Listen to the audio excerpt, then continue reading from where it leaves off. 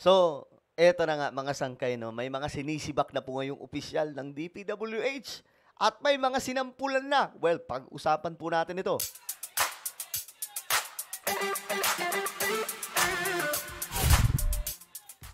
So, alam nyo, ibang-iba talaga itong administrasyon ngayon ni PBBM eh.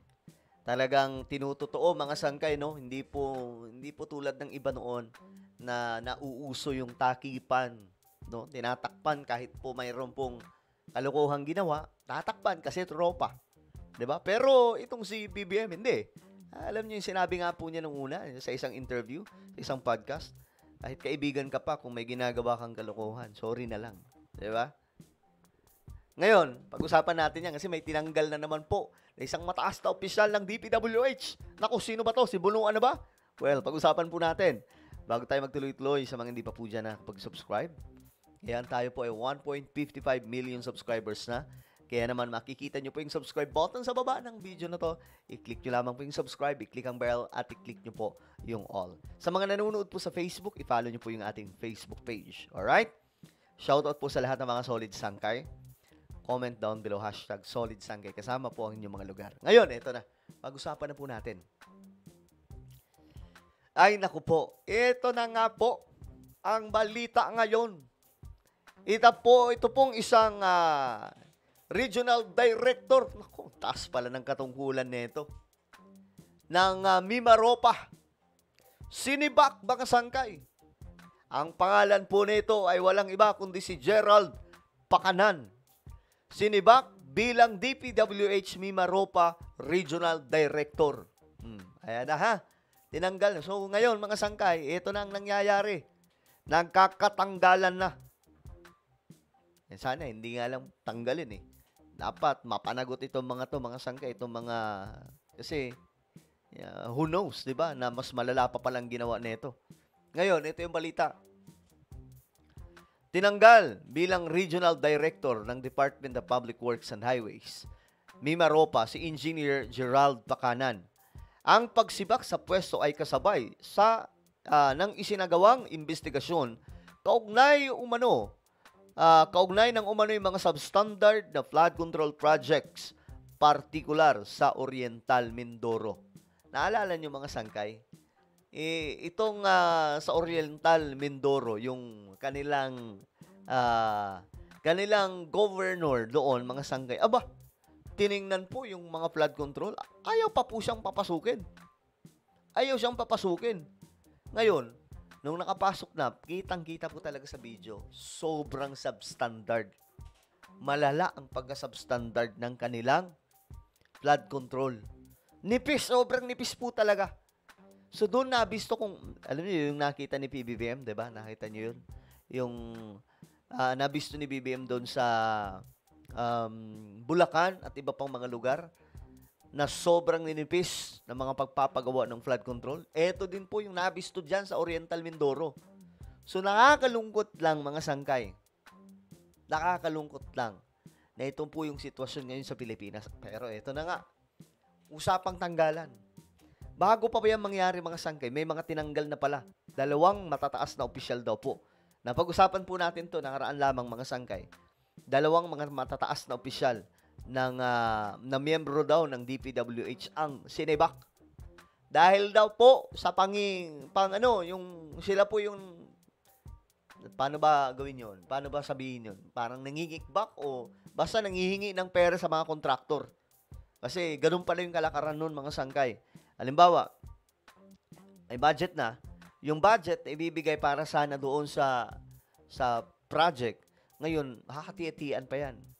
Yung contractor, kailangan niyang bigyan si congressman na lumakad o di kaya bigyan ng isang senador, bigyan yung mga opisyal ng DPWH, then yung mga matitira sa contractor na. So, ang problema ay matitira, konti na lang. Sipin nyo yan, mga sangkay, kakaunti na lang. So, ang mangyayari guys, substandard yung ipapagawang project. O di kaya naman mga sangkay, kung hindi naman substandard, talagang hindi ipapagawa. Mangyayari, magiging ghost project po siya. Ganun po mga sangkay yung kalakaran. At ito po ay mahaba-haba panahon na na nangyayari. And until now, mga sangkay, ito pa rin po tayo. Kaya nga, pansinin nyo, may mga kalsada po tayo nakakagawa lang, binubungkal na naman. Bakit? Money! Money, usapang pera po yan, mga sangkay. Kapag ka may binubungkal, may budget. Di ba? Ganyan po kalulupit.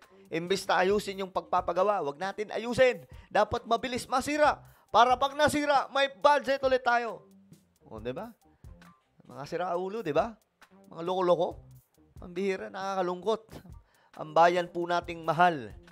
Pinagkakakitaan itong mga lokong, mga opisyal, mga sangkay. Ngayon, ito pa, sabi dito, pumalit sa kanya at itinalaga bilang bagong officer in charge. Regional Director, itong si Engineer Edita Babaran, batay sa anunsyo ng DPWH Mimaropa nitong Sabado. Sa bisa ng isang special order na nilagdaan ni DPWH Secretary Bunuan. Ito, isa rin po ito na dapat mag-resign. Pero ngayon, wag ka muna mag-resign. Kailangan kasi kasama siya sa investigasyon. Kasi kapag nag-resign na siya, wala na. Mga sangkay, hindi na po siya, mawawala na po siya sa eksena. So, dapat andyan pa rin siya. So, until na ma-resolba. Pag na-resolba na, yan na, pasok na po si Paolo Pax. Yun na po siguro, no? Sana siya po yung gawing DPWH Secretary. Pero, ayun na nga po mga sangkay. Ito ay magandang hakbangin. Pero, alam nyo, kailangan po dito putulin yung sistema. Yun yung kailangan. At sa tingin ko, ito yung ginagawa ni PBBM ngayon. Yung putulin yung napakaraming sistema. Kasi, akala po natin, DPWH lang yan. Marami pa po, mga sangkay. Maraming mga ahensya ng gobyerno na talagang namang mayroon pong katiwalian, pagnanakaw. Sistema, mga sangkay. Meron nyo yung PhilHealth. Halimbawa yung PhilHealth. Kung hindi pa dumating si BBM, hindi maaayos yan. Hindi magkakaroon ng napakaraming mga benepisyo. Isipin nyo, kailangan lang pala ayusin ang sistema para ngayon, di ba, mayroon na pong zero balance bill. Lahat ng mga magpapa-hospital sa mga napakaraming hospital na kabahagi ng DOH, especially kapag mga hospital na government hospitals. Libre, pambira. Pwede pala yun mangyari. Inayos lang ang sistema ng PhilHealth. So, sa DPWH, ito din po ang kailangan gawin.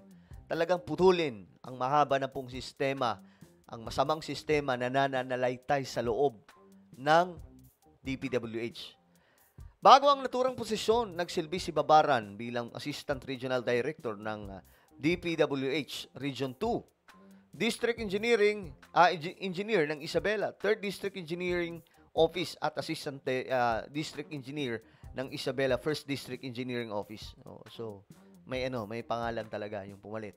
Pero kahit anong pangalan pa yan, kung hindi mababago ang sistema, lalamunin pa rin. Kaya nga ang tingin ko dito, tingin ko lang si Bunuan, kinain ang sistema sa loob. Kasi itong taong to, kinausap na pala ito ni Magalong.